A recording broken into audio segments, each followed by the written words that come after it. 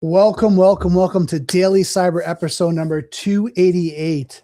Today's going to be an exciting episode. Once again, we have a great guest going on.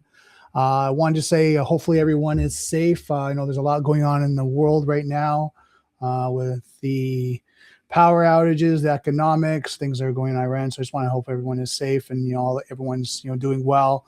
That's why, I really do this daily cyber security is to help people in business and cybersecurity and deal with incident response, really to take the next steps to really be secure. So it's interesting. The guest that I have on today is an expert in this area, has a wealth of knowledge. We've been talking a couple of times and before the stream and just really diving into deep topics. So I'm really excited to have him as a guest and really dive deep. So Ryan is a dependable and highly trained security expert, leveraging 20 years of experience in civil as well as government sector internationally, providing full spectrum security services and intelligence analytics for diverse clients base all across the world, from what I've been hearing. Ryan has a well-versed ability to identify, mitigate security risks to maximize the protection of human capital or assets with organization specializing in high threat areas. Now, I know I've been talking to Ryan. He's got a wealth of knowledge. I'm going to learn a lot today through this stream. So grab a coffee, grab a tea, and let's hack at it.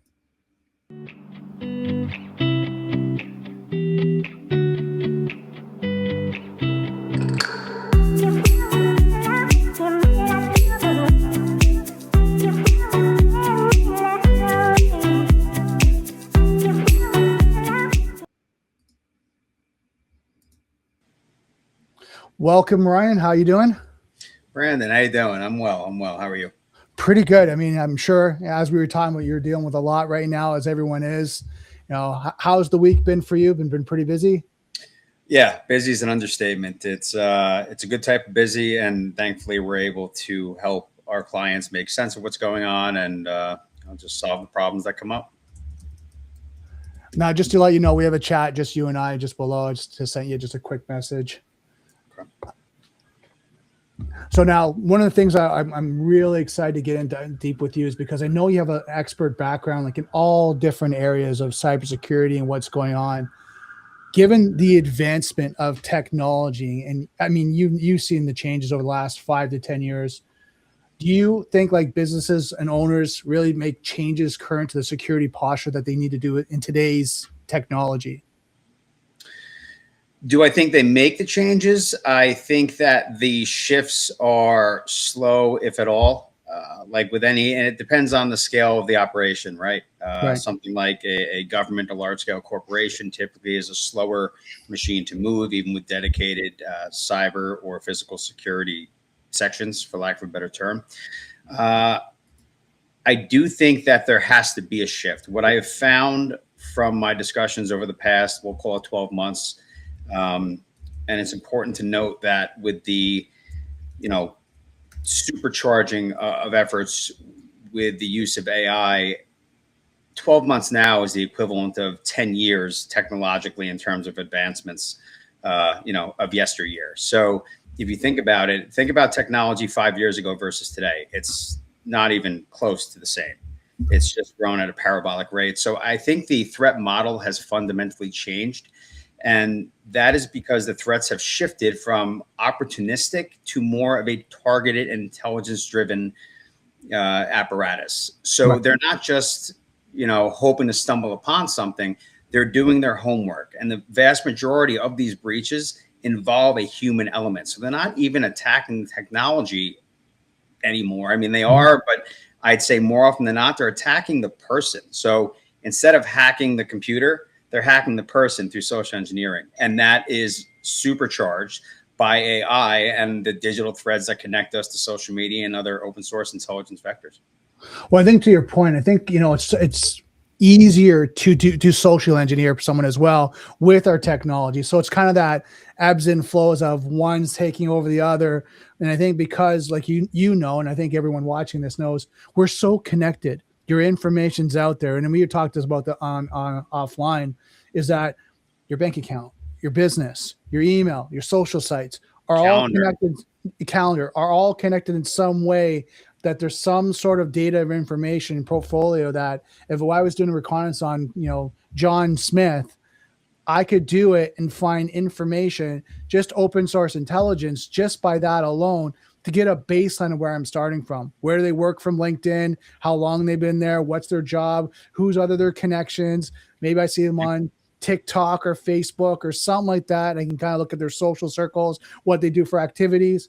And you get all this information. Now, like you said, then we can use technologies, texting, email, things along that line to actually connect with them. But I think even social media, like I've seen this, someone was talking to me today about LinkedIn, how they're getting messages from LinkedIn from a false recruiter. I just got one today, actually. There you go, right? And then I did a reverse Google image search of it was an attractive woman, and it just didn't fit, right? None of the information really fit. And you can kind of parse that out if you have an eye for it.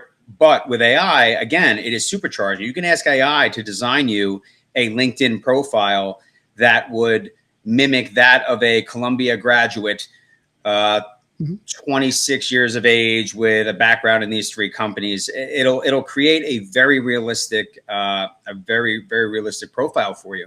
And this is not unlike, target packages we would do, in special operations, or when we're offensively looking at someone. We would do a full OSINT dive, and that would kind of go into our packet, which would have other sources of intelligence kind of plugged in there, and really just develop a plan from there. So they're not rewriting the book. They're just using it effectively, and it's very cheap to do so.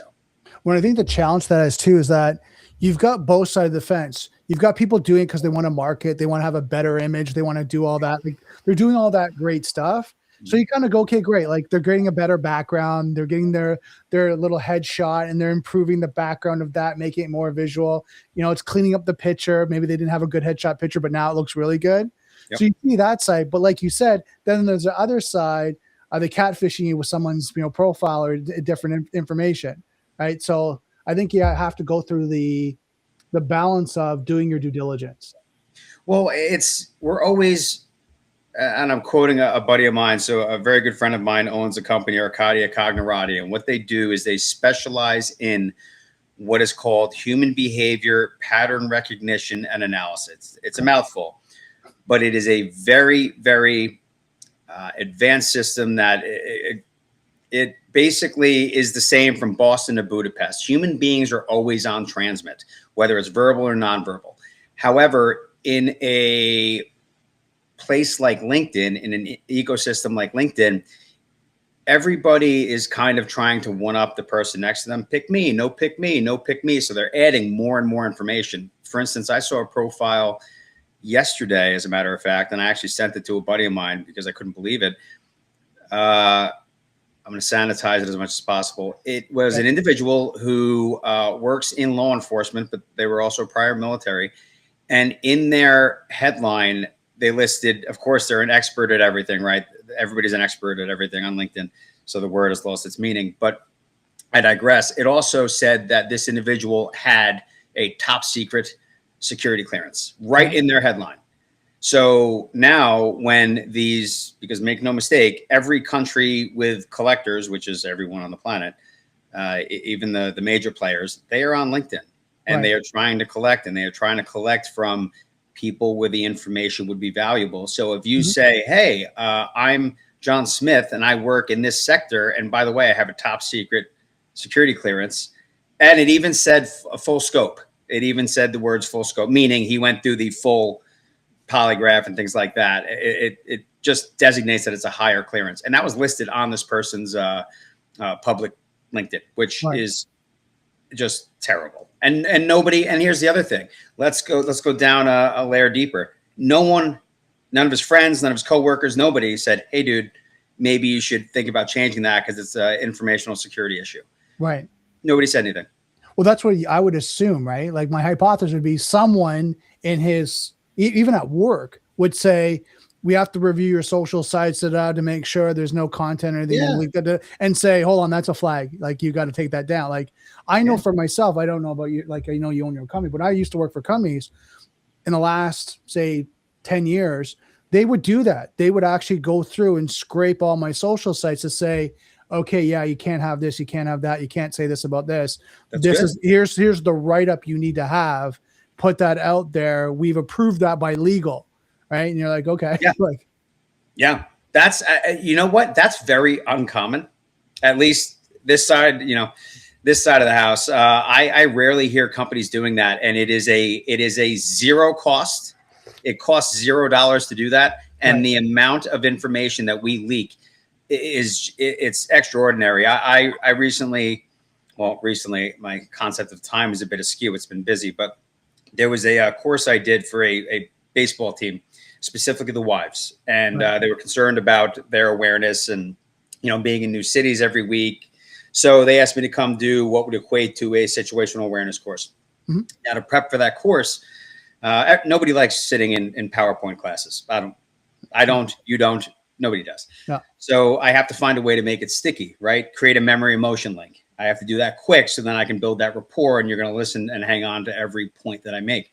So what I did was I created a sock puppet account, something that I knew that the wives would accept, right? So I think it was an attractive young woman who owned a boutique jewelry store. And I completely fabricated this. This was completely fabricated. And they all accepted my follow request. So now what I was doing was I was scraping intelligence from their social media. Right. Some were buttoned up, but most weren't. And when I went to the class, I had created profiles on every single one of them. And I think all but one, I had their address from their social media. I mean, and it may have taken me a few different posts. It could have been the reflection of the house in one picture or a fraction of a license plate in one. Or something to that effect. But that's what these adversaries are doing. And that's why I'm telling this story. It's not to pat myself on the back. It's to show you that it is very simple to use social media, which to you or to the layperson may be, hey, I'm just trying to keep my family updated on what I'm doing. Or, hey, I got a great life. I want to show people. That's fine. Make it private. And even if you make it private, you have actors like myself who I am formally trained offensively as a covert entry guy. So I'm trained to kind of get information that would be useful for my mission and use it to exploit security vulnerabilities. But the bad guys are doing it too. And with AI, you're not smarter than the robot. It is just going to sift through all of that information and find patterns that even a human wouldn't be able to identify. So, that connectivity that you mentioned earlier, everything's connected and synced, and it creates a pattern of life, a digital pattern of life that I can then follow and look for exploitation vectors and then exploit it or potentially harm you, which would be look back at the United Healthcare CEO assassination, Brian Thompson. That wasn't a random act of violence. He was targeted and his pattern of life was laid out in front of him because they went to the same conference at the same place every year. So he was tracked digitally. Right. 100%. And I mean, something that a lot of people don't know too is, and I mean, you can put your 2 cents in here, is even if you block or make your social media private, I'm going to use Facebook example. If one of your friends gets compromised, now they're no longer private, right? If they get hacked, compromised, their password gets compromised, they get into that account, right?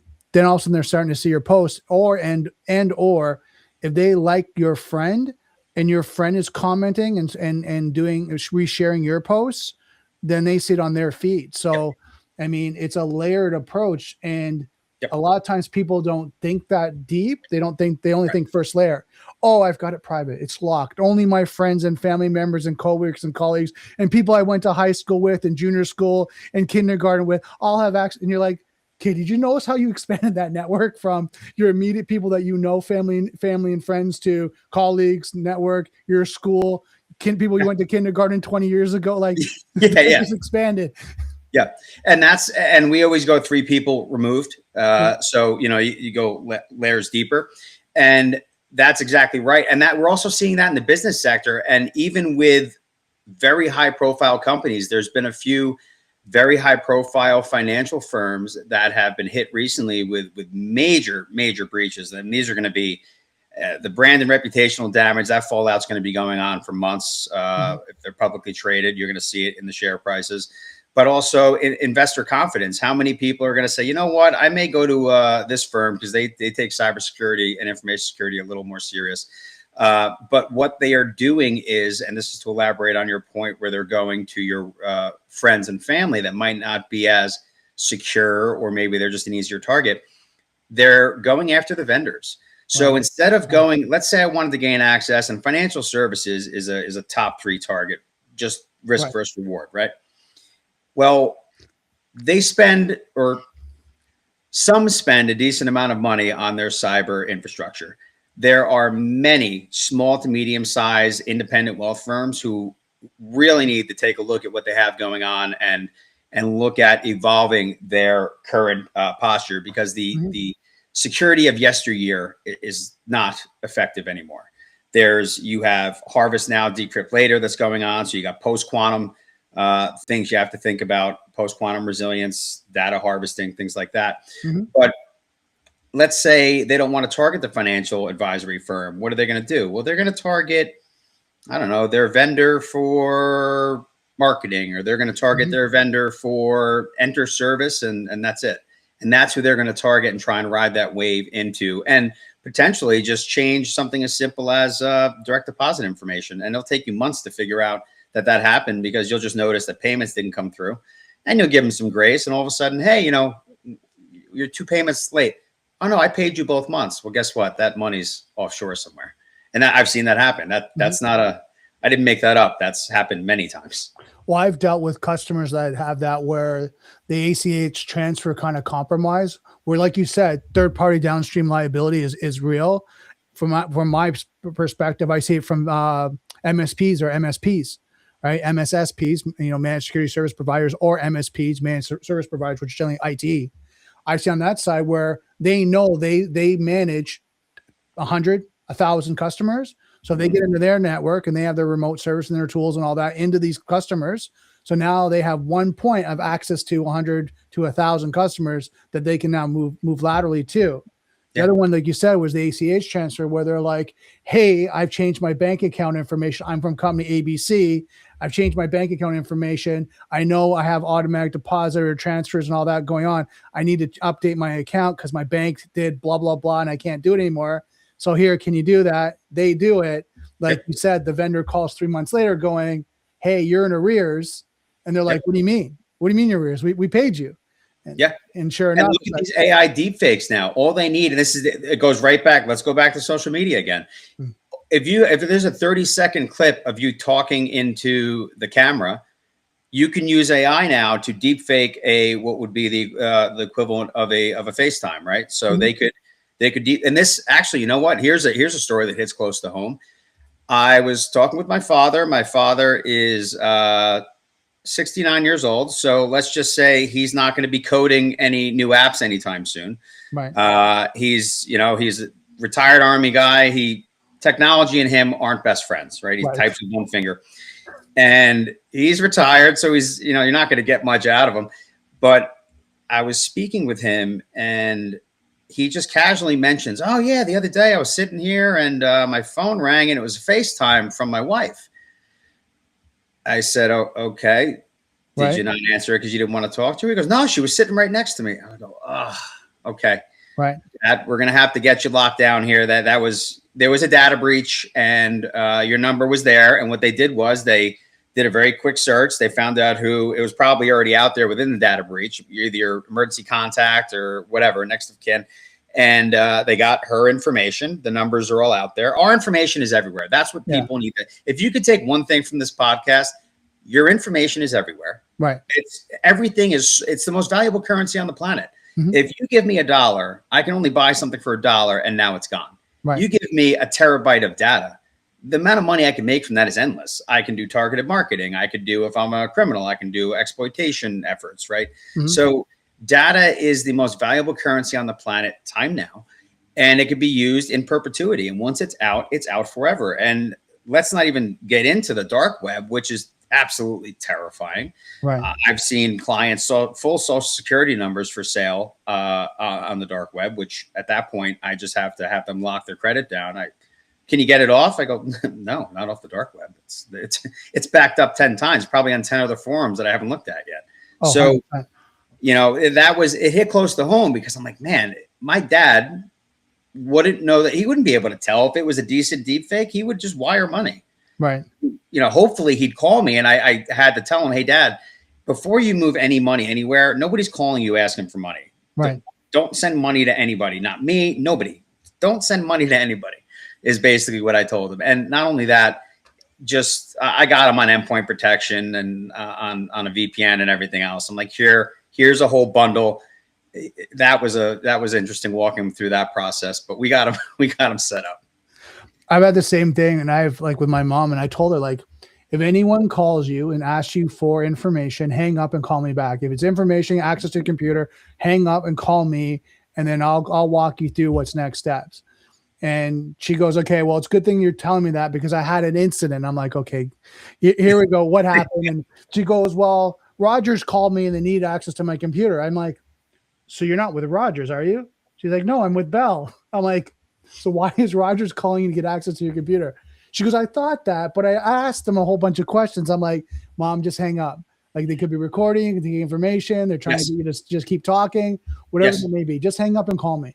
Yeah. She's like, oh, but you're busy. And I'm like, I'm never busy for you to call me. I will jump off a call, just quickly answer your questions and make sure you're safe. I'd rather you do that than hearing that you lost money or they got access to your savings or retirement or anything along that line. Just because, as you know, and we've all heard, horror stories where they got to that one access point, like that, threat actor, and they got it and they got money. They got, they compromised that elderly person and now they're out 50, 20, 50, $100,000, and they're just down and out and they can't get it back. Now, what do I do? Right. So to me, 5-minute phone call, I'll do it time and time again. Keep, anyone, the elderly safe. I had a colleague. She was telling me about how an IT person called her and she was like, he's calling me, he's asking me these questions, and I'm going back and forth through the support, and his name was Peter Parker. I'm like, that's a scam. Is his uncle's name Ben? She goes, well, no, how do you know it's a scam? I'm like, do you know who Peter Parker is? Well, no, I've never met him before. I don't know who he is. I'm like, that's the name of Spider-Man. And she's like, oh, I'm like, okay, your homework is go to watch all the Marvel, all the Lord of the Rings, right, all the Harry Potter movies, and just take down their names. If any one of those people call you, right, it's a scam. I'll talk to you in 9 months when you get done. She's like, fair enough. And then she was funny enough. She was really nice. She sent me a Spider-Man watch as a joke. Like, thank you so much. But it's these things that you and I know is like, you got to have to educate. You have to be aware, right? And you have to take your time, because I find in these situations, they try to get people in a fear state. They try to get them in the like fight or urgency and trust. 100%, right? And then there's like, oh my God, I have to answer. I have to do this. You don't have to, right? Well, that's how we're conditioned now. And that's something in my own life. I'm trying to slow my own life down because I'm just too connected to everything. I mean, I have my bat phone for work, but other than that, very few people have that number. My clients do. And that's an emergency line 24/7, 365. It goes to all of my, my directors if I don't answer it. But honestly, our lives are moving too fast, and that's what they are banking on. Right. My biggest piece of advice I can give to anyone at any level, because they're not just targeting people with a ton of green under the mattress. They're also targeting just regular, people who might have a little bit of savings because they work, their ass off for 30 years.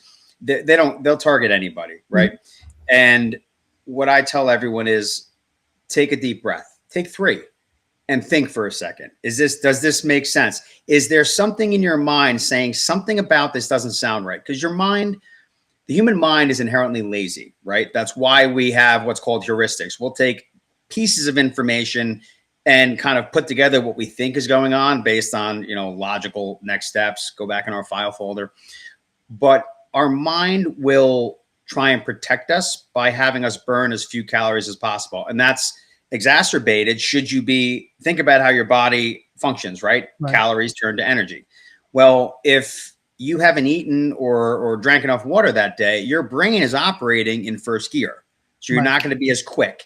So these things, even your health matters with these situations, because you won't pick up on these anomalies that are showing themselves. If you see one anomaly, pay attention. If you see 2, you're getting close. If you see 3, which would be a cluster, or hear 3 or something to that effect, you got to do something. You absolutely have to. And with these AI deepfakes, even with major corporations, they think I'm going to have some product that I'm going to try and sell them for a ton of money. I say, no, you can have this one for free. 52 weeks out of the year, have AI generate 52 words. And before you do any transaction over X amount, that's your decision as Mr. CEO, COO, what have you. And before you authorize that transaction, you have to give that word. Right. So they're going high tech. Let's go low tech. Right. Keep that off cook that off the interwebs. Keep that off your company, your company drive, and just have it in a paper at your desk. Right. Pull it out, and if it's week 37, the word is penguin. Right. Authorized penguin. If you don't get that word, you don't transfer the money. Or go a step further. If you're, say, a wealth advisor where you're going to move somebody's money, set up a word in your onboarding process when you're getting all their pedigree information, address, all that good stuff. Say, hey, listen, in the event that something, where I feel something is off, and this goes both ways, I'm going to ask you what color your car is, and make it not a color that his car actually is, because that digital recon might show them, hey, he drives a silver Mercedes. Mm-hmm. So if I say, hey, John, what color is your car? The answer isn't silver, because they could have that information. The answer is going to be electric blue. That's how you know it's actually John.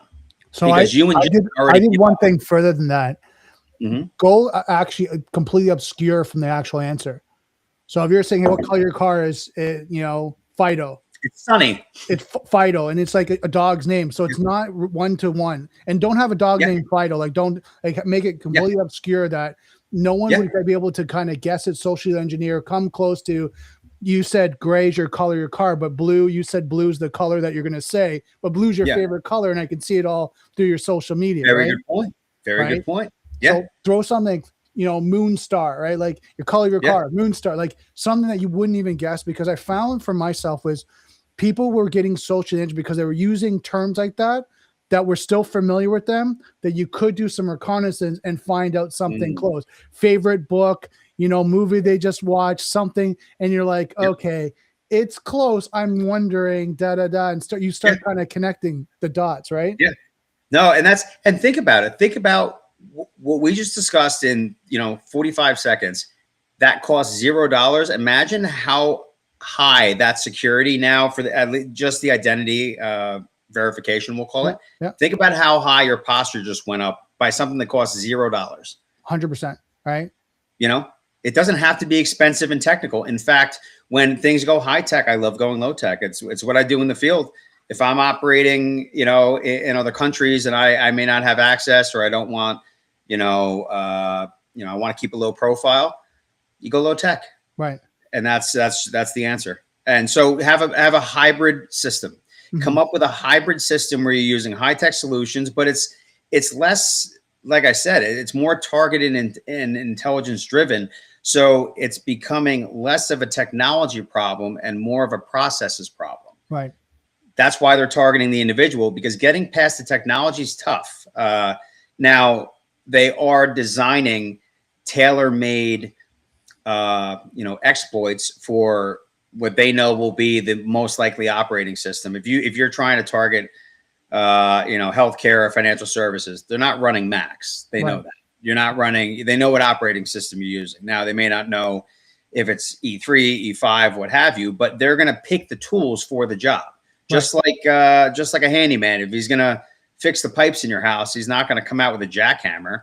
He's going to pick the tool for the job, and hackers are doing the same thing. So that's also why your domain security, if your domain security is weak, a lot of people don't think about this. They go to GoDaddy, they start their small business, but they don't fix their security settings, their SPF, their DKIM, DNS, all those things, or DMARC. If they don't fix those settings, it leaves room, and then we can start to probe, get your actual IP address, because to this day, people still don't use VPNs. I'll never understand it. But if they can find your IP address, your real IP address, then they can start probing it. And if you don't have the correct security in place, it's going to tell them a lot of information that they can then go in their toolbox, their virtual toolbox, and say, hey, they're running Microsoft version whatever. They haven't updated it. So therefore, that patch that they put in that update hasn't been done. So here's the exploit we're going to use. We're going to use the DDoS attack. We're going to use a worm. We're going to use XYZ.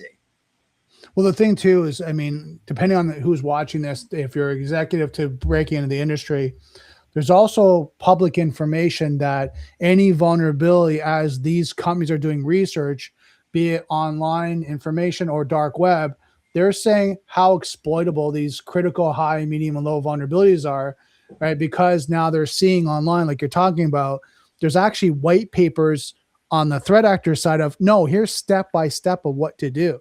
Yep. Oh yeah. And they share it. Go if you really. So we spent a lot of time, kind of searching the dark web for our clients, because that is a huge, with all these data breaches. I got I think 4 last year. I have so many LifeLock subscriptions. I think I should own shares in the company at this point, because every time, and that's their damage control, right? When they have a data breach, somebody came up with, I'm sure it's somebody with a Juris Doctorate. They said, hey, if you offer this, you should be okay. Right. Now, I don't know how much longer that's going to cut it, because of the amount of damage and lawsuits, class action that are coming out of it. Because your information, depending on who you are, everybody's information should be held tightly. Mm-hmm. But the weaponization of that information, it's different for different people, depending on who you are, right? So somebody like myself, I may be at a higher risk for certain things based on the sector of work that I'm in or past work that I've done. I don't know. But it still is, your information is all you have. And once that's exploited, they'll just run up credit cards and everything else. And then you have to deal with the fallout, and good luck dealing with that. That's a nightmare. Right. 100%. Now, going back to the original question, I want to kind of spin back there. We were talking about kind of the security and how things have changed. What are 3 recommendations you would give for business owners to start to implement to improve their security posture? Well, really, I believe that endpoint protection is going to be the VPN 5 years from now. And what I mean by that is, there was a time when really only certain types of people used VPNs, and now they're pretty much mainstream.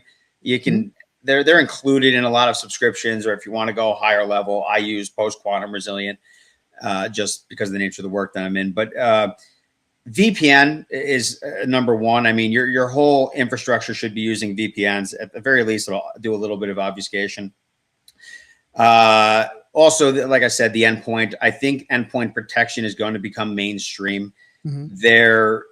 We're just too connected, and post-COVID, everyone is kind of working from a hybrid work environment. And I would argue that most people are working on a hybrid, leaning towards more remote than in office.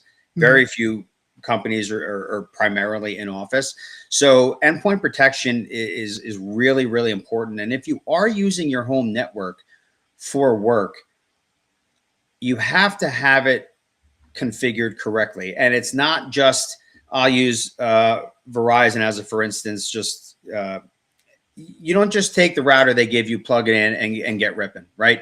You need to segregate, or the topography of what your network has to be compartmentalized, right? Your smart fridge doesn't need to be on the same network as your security cameras. If your kids are playing enter game here, it doesn't have to be on the same network that you're doing your work on. You should create separate networks for every high risk or high security kind of piece that you're doing from home. So really, it's the network architecture, it's endpoint protection on the devices. It also would be a VPN, and I'll throw in a fourth, and that's going to be your multi-factor authentication. I do not recommend using, if you don't have to, like the text-based MFA, use a phishing resistant multi-factor authenticator, like a security key or something like that. Right. With SIM swapping and things like, it is very easy to intercept the code that is emailed or texted to you. If they're poking around at your stuff, they're probably sitting in your email. And if they get into your email, they'll sit there for months. They're not just going to act right away. They're going to collect reconnaissance and try and get deeper and maybe find bigger fish. So those 4 things I would recommend. Nice. And one thing I'm going to add to this is that once you do that baseline that Ryan's talking about, do a security assessment. Go through and do a baseline assessment. Like, and then do like a risk assessment in a business impact analysis, kind of what's your critical systems, what are your critical process, what are your critical people, and then how do you tie security around that? Because what happens, as you and I know, it's that one process, that one system, that one individual that if they get compromised or that team gets compromised, completely impacts the business. Yeah. And then when it happens, and a lot of times when I was dealing incident response, they're like, well, we never knew. We weren't aware of that. We thought we could recover in X amount of time, and now it's been 3 weeks. We thought we'd be up in 3 hours. And it's like, you got to do your due diligence. You got to, think like threat actors, go through that process, document everything, get a strategy in place, have redundancy failovers, hot site, warm site, even a cold site where you can fail over to, like all these different things, especially on the business side. Now, when you're talking about personal, there's other things to do, but right. On the business side, they have to do that because that's going to impact brand reputation, financial, revenue, income, and then the cost on both sides of losing revenue and the expense of a ransomware event or an outage. I mean, you can't take that impact for too long. And I know a lot of times when I do the business impact, you start talking about, okay, how are you guys in the first hour? How are you in the first day? How are you in the first week? And when you start going, well, week 3, 4, 4, and you kept going, they're like, whoa, we can't go to week 3. We can't do that. And I'm like, trust me, companies go to week 3 or week 4 if they're not prepared. Right. Yeah. That's 8% of the year. You just lost 8% of your revenue, and then probably more actually, because it's compounded at that point. I mean, it gets bad quick. And I've seen it go from, this is weird, to, oh my God, nothing's working like this. And all of a sudden it gets expensive. 100%. Now, one thing I have a question for you, because I know you work with different industries. What would you say is the high risk sectors? So healthcare has always been one. Critical infrastructure, obviously. The healthcare, I still haven't wrapped my head around that one. Sensitive data, I guess healthcare on certain individuals or health issues for certain individuals could be used with negative effect. But also we'll go to the industry that I'm most familiar with lately, and that's financial services. And that's simply because the risk is tied to capital and trust, not just the industry. So 55% of attacks, and I'm pulling this from that 2025 Verizon DBIR, great resource. So 55% of attacks, as per their data, are financially motivated. Mm-hmm. And 40% of incidents involve third parties. So that brings us back to what we were talking about before, where it's not just you directly, it's your vendors. So the reason why financial services is so high risk is due to their regulatory disclosure. Right. So they are exposed, and when I say RIAs, as a registered investment advisor, so that's the independent wealth side. So a high net worth individual will say, hey, I've done well. I want to make sure my money is invested properly, and we have our taxes in order. So they bring it under an RIA and they handle all of that for them. So there's a huge amount of trust. You're trusting your legacy, your family's expenses, and everything else is getting run through the RIA. But they're uniquely exposed due to the fact that they have to submit a form ADV, which effectively gives attackers a blueprint to do their due diligence and to generate that target package, right? So their assets under management, their operations, their structure, how many employees they have, and allows them to profile the firms and prioritize their targets. Another piece of information that is ancillary to that will kind of draw them to a specific firm are things like acquisitions and mergers, right? Mm-hmm. So if you put out a big press release because everybody wants to shout it from the mountaintops, hey, ABC RIA is partnering with 123 RIA, and they're going to be this powerhouse because they have 400 million AUM and they have 800 million AUM. So now they're over $1 billion. Right. Well, when you go through a transition, what usually happens? Roles are kind of confusing. Nobody knows who's who in the zoo yet. Who's got this for action? Who's got this for action? There's going to be a ton of back and forth. So there's going to be a lot of rapid fire emails. And if they can get in the middle of that process, they're going to overlook it. They're not going to open up that email to see if the domain matches. They're not going to, increase and zoom in to see, because the font can make an R and an N look like an M, which was that Microsoft phishing thing they had going on for a little bit. But it just creates all of these kind of gaps for these opportunistic actors to target, do their intelligence, and then exploit. Well, I'm going to add on to that because I've heard and worked with companies that have done acquisitions. People, process, and technology are all changing. Parent companies coming into the smaller company, assessing the technology, decommissioning, moving systems up, redeploying, hardening on the fly, while you're going through that transition, there's gaps. There's gaps in security. There's gaps in people, like you're talking about, positions, right? There's gaps in process. Who gets to report? We weren't watching the system at that time. I thought you guys had it monitored, but no, we weren't monitoring it. There it is. All those things are going on through an acquisition. So I totally agree. Yeah. My recommendation sometime is get your systems in place, get your processes in place. And then once you guys have a steady state and you're managing the environment, people, then do a press release that, hey, we're working together, everything's great. Because as you do that and you start to get hit, you're going to start seeing your external environment take those hits, right? The threat actor and go, now we see they're going after the child company, one we procured. They're trying to get in there, but that's all hardened because the parent company has visibility now. They have it under control. So, and there you go. That's great advice. It's free advice. There you go. If you're going through a merger or an acquisition, wait until after you get your processes in order. It's no different than, you had these burglaries with high net worth homes last year, a lot targeting athletes, right? That was a big thing in the US. And what were they doing? They were waiting for them to either be on vacation or away at games, and they would go and hit the home. So the same thing I tell my clients: if you're going to go on vacation, that's great. Enjoy your vacation. Post your pictures after you get home. Don't let everybody know you're not home. And don't do it on a regular schedule. Don't July go on vacation every single year, because they'll wait till year 2 or year 3. That's a pattern. They know you're going to go. You're away for 2 weeks. Guess what? I'm going to now raid your fridge, watch TV, have my feet up because you're gone for 2 weeks, right? I'm going to be right there. And then I know guys love patterns. Last day, I'm going to pack up and go, right? Bring up the truck. Yeah, I'm telling you, it's the same. It's the same thing I did offensively. If I was, tasked to do a red team operation, I would do surveillance for days, weeks even, and we would just start seeing patterns. Okay, I got the pattern. Shift changes this time. Got it. Everybody goes out to smoke around this time. Got it. They prop that door open. That's a pattern. Okay.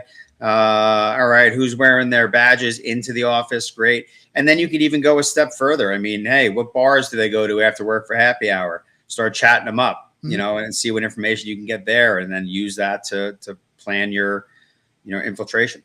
So you said high risk are financial, legal. You were saying I would say about healthcare.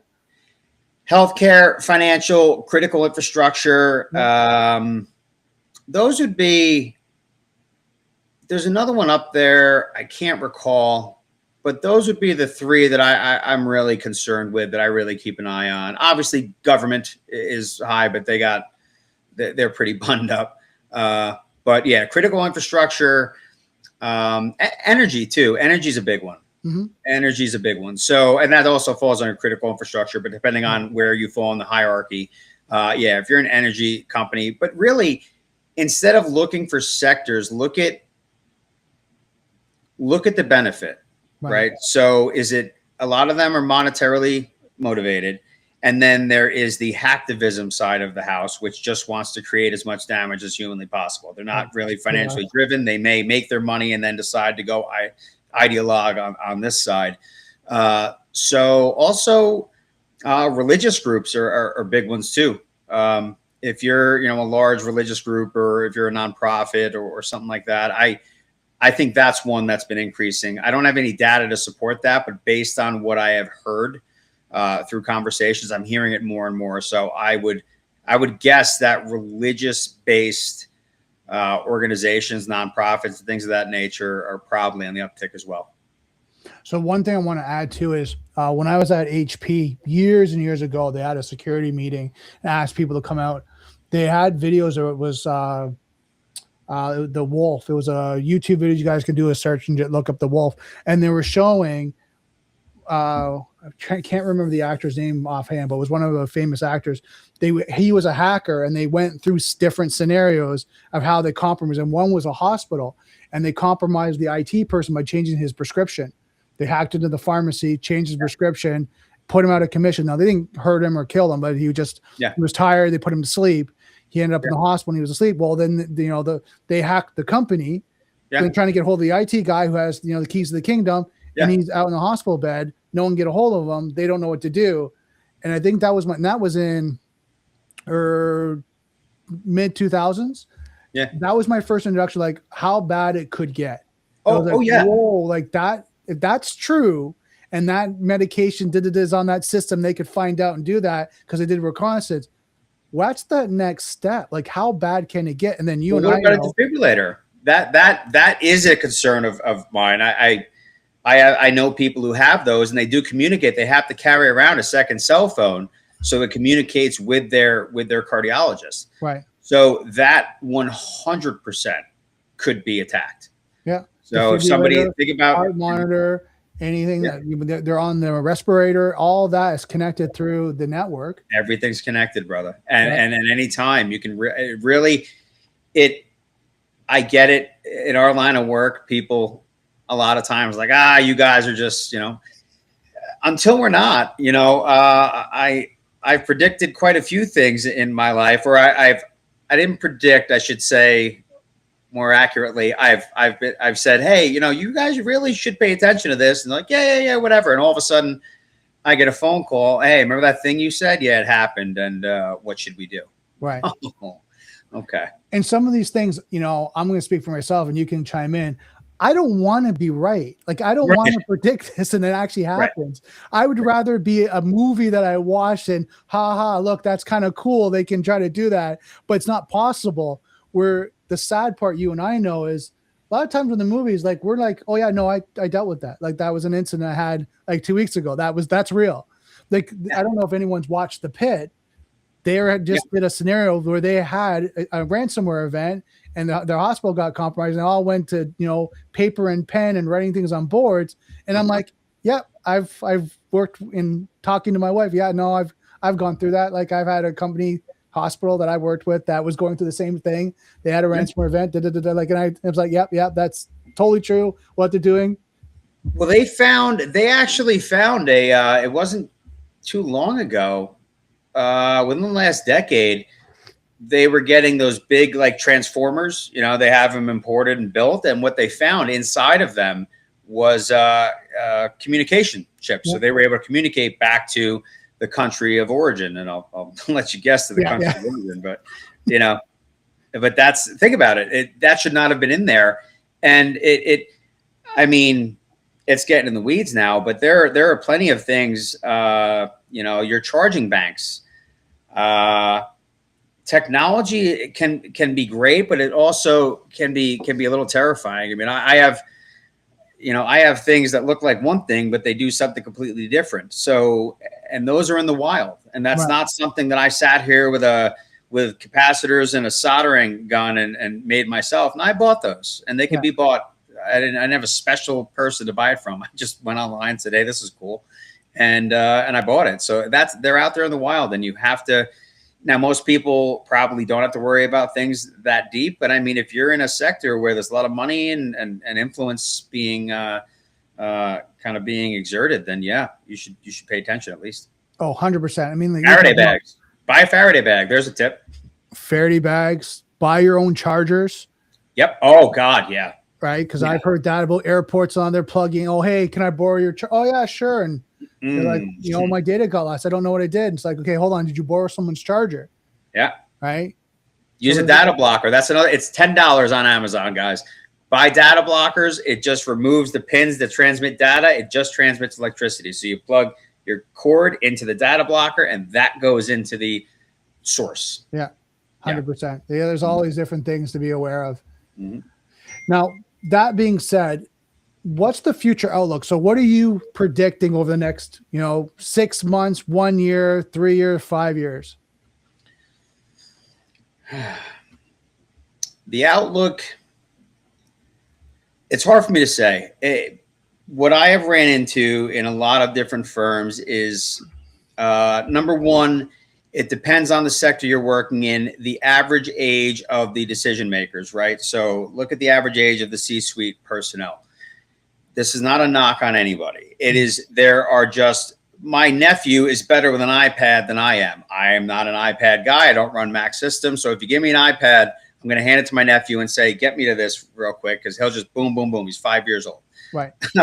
So with each generation, I remember growing up without, there were computers, but we were still running like DOS, right, early on. So I remember the black screen with the green writing and the VIC very 20, old the game. Commodore 64s. I remember those. So, you know, I grew up kind of learning this and then realizing, hey, I should probably get into this sector because it ain't going nowhere. So, well, like I said, the age of the people, the decision makers, has to be taken into account, because they might not have the understanding of what you're relaying to them, or they just might not care. I've seen that too. I don't care about that. We have cyber insurance. I hear that a lot. Right. A lot of companies say we have cyber insurance. So deferring their risk, right? Right. But how often do insurance companies lose? Well, not even that. Here's something that people need to know, and I think you've dealt with this probably too. Tell me if you haven't. They deny the claim. Yes, there you go. Right, because you weren't secure enough. You didn't follow our policy and didn't do the right checks and balances having in place. Sorry, we deny your claim. Yeah, and it's only going to get worse, because they're gonna. That's why I mentioned the endpoint protection. If you always want to, my dad's another quip from my dad. Remove their excuses before they can make them. So you want to go above and beyond. So if they try and deny it, say, no, I have endpoint, I have a VPN, I have this, then they can't say anything. Right. You did the best you could. So what do I see? I see that I believe that the need for post-quantum encryption is going to happen sooner than people think. Everybody thinks it's a 10-year away problem. A very good friend of mine, Kevin Kane, who owns American Binary, they have I believe the world's only CNSA 2.0 certified, all 4 vectors certified post-quantum resilient VPN. And he thinks it's going to be much sooner. There are quantum computers in the wild now. I mean, you could probably plug it into chat and they'll spit it out. They're not, this isn't a fictitious thing. They're $5,000 in China. I was looking one up a couple of years ago when they were talking about, because one of the things with the IR, I was like, okay, hold on, quantum computers, quantum this, quantum that. I'm like, okay, how, you have to go to, book time at $10,000 an hour to get, okay. But what is it like in the wild right now? And then I started to see in China where they're talking about quantum computers, Now, I don't know how far and vast that technology is, but I'm like, okay, at least that step's there.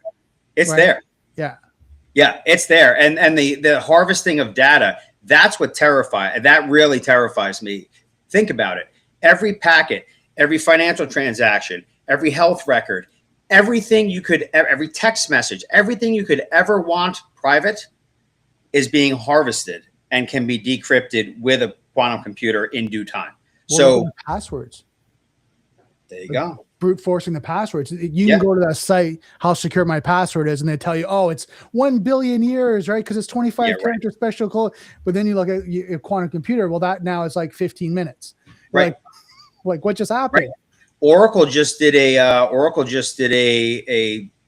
article or an expose on their cryptography. Right. And it is next level. And I know that in the early stages, everybody was kind of laughing at the attempt, and nobody's laughing now. I can tell you that. Right. They put their heart and soul into it, and I watched them take it from the bottom all the way up to where it is now. And they sacrificed a lot of blood, sweat, and tears to make that happen. And now, in my opinion, they're going to save a lot of people's information because it's already being tested. Nice. Yeah. Anything else on the future outlook? Really, I just believe that you're seeing an increase. I think AI, if I can remember the statistic, the use of AI to extract information from social engineering is up, I think, 2x year over year. Okay. You have business email compromise. That's a major attack vector. Mhm. I think that's going to go absolutely through the roof. It's going to be undistinguishable from the real thing. AI is just making it, they can make a vector logo, no problem. So I think we're going to see a stark increase over the next 6 to 12 months in social engineering through emails.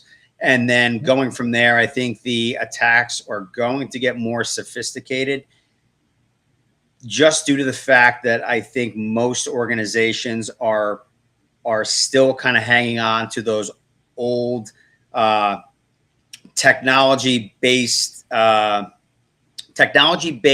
relying totally on technology instead of holistic infrastructure, right? So they're going, hey, we have X, Y, and Z, we're good. It's not that easy anymore, right? It's not about having more tools. It's about having a coordinated and integrated defense strategy. So the tools are one part of it. And I always say cybersecurity, or security in general, is simply, it's a service, it's a vehicle, but it's a vehicle to get you to risk mitigation. So risk is the intersection of threats and vulnerabilities. Vulnerabilities we can control if we can identify them first. So the first thing anybody needs to do, the baseline, is get a vulnerability assessment. You need it, or else we don't know, we can't get you where you want to be until we know where you are.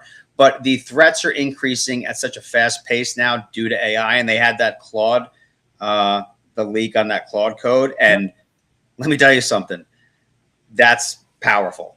And I don't know what's going to happen once that finally gets out and starts permeating through the black hat spaces. I mean, it would be in the shot in the dark at that. But I do believe that we're going to see an increase in these attacks and an increase in sophistication and tools that are tailor built to adapt in real time to remain undiscovered in the ecosystem that you're using or the operating system that you're using. I believe that's the next step, where you're going to have adaptive, worms and things of that nature. Not to get too technical, but you're going to have deliberate systems that will adapt on the fly to remain undetected and to go to get that payload that they're looking for. 100%.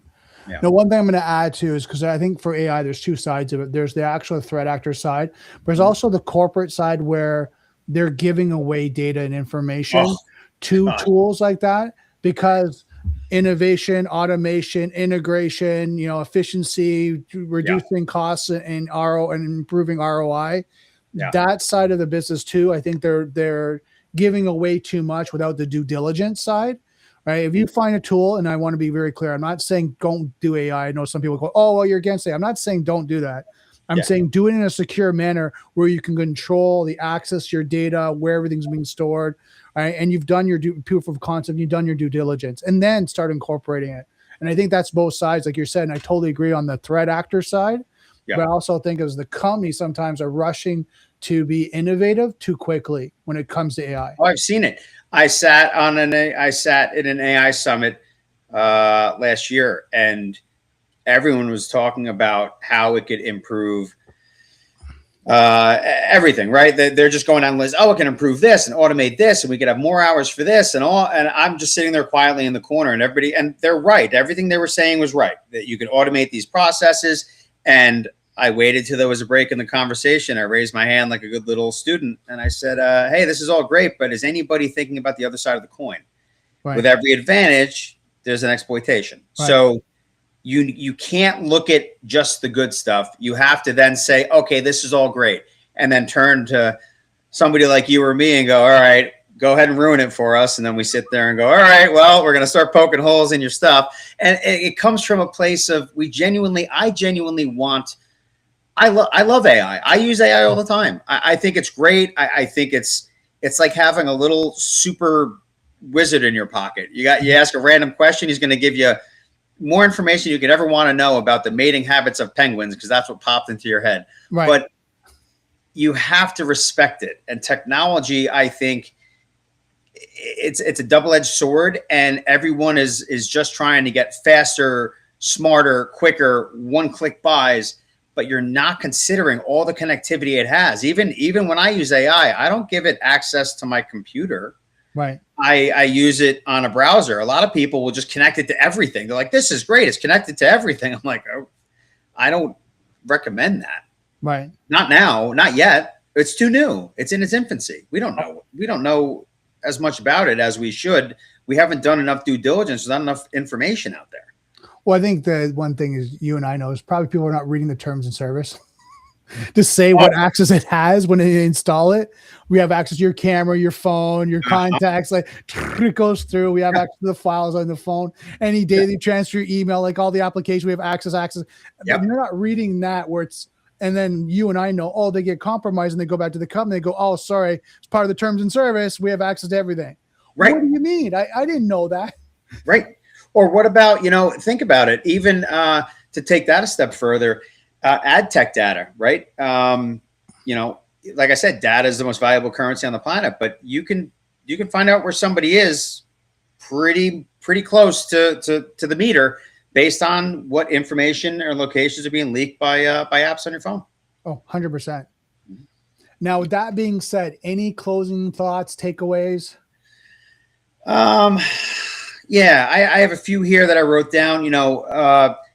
Number one, most breaches still involve a human element, right? That is an individual on one side. It's going to be AI generated potentially to make it look more, authentic, but they're attacking the humans. So the weak link is going to be the human. So take your time, take a deep breath.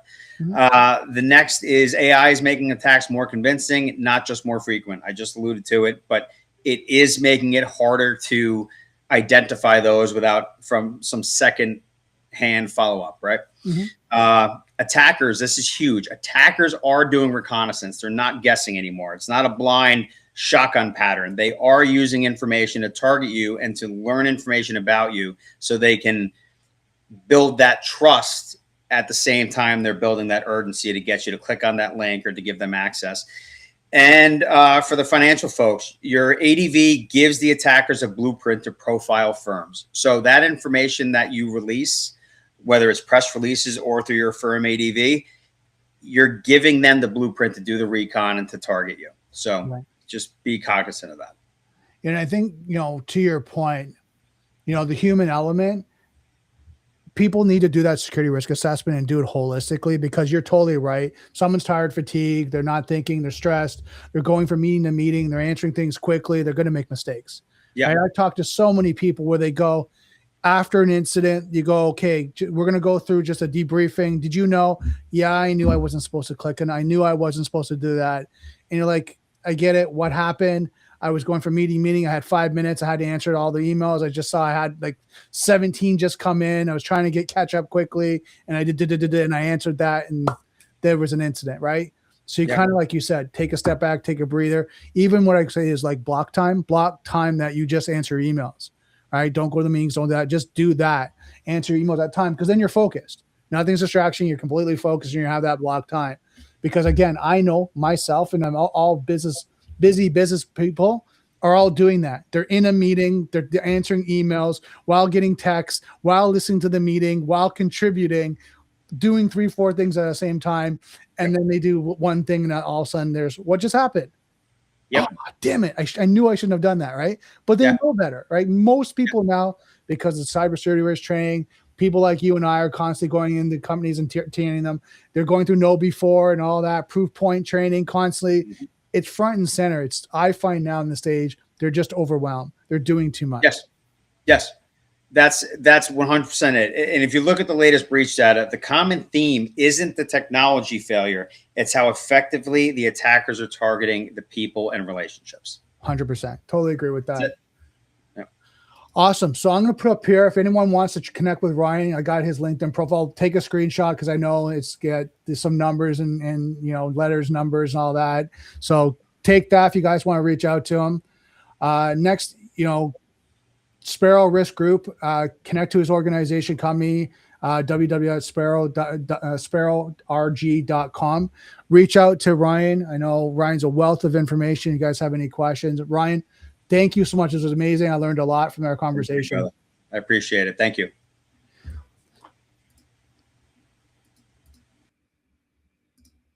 So as you guys know, that was a great conversation. I mean, I hope you guys got a lot of takeaways. I mean, talking to Ryan and just what's going on in the industry, his experience and knowledge and everything he's doing in the industry right now, from his past to his current to his future. I want you guys to take that away, because what the threats and concerns he has are valid. It's what him and myself deal with day in and day out. And our goal is to make sure that you guys are secure, you guys are safe, and you're doing the right things. All right. And if you guys have any questions and you want to follow up, reach out to either of us and say, okay, hey, I saw you mentioned this on your stream, your podcast. I want to go deeper. I want to learn more. So reach out to Ryan. He's a wealth of information. He has a great team, understanding from what he's doing with the industry right now. I highly recommend you guys reach out. So thank you so much for connecting from Daily Cyber. Don't remember, software's hackle, being connected is vulnerable. I'll see you next Daily Cyber.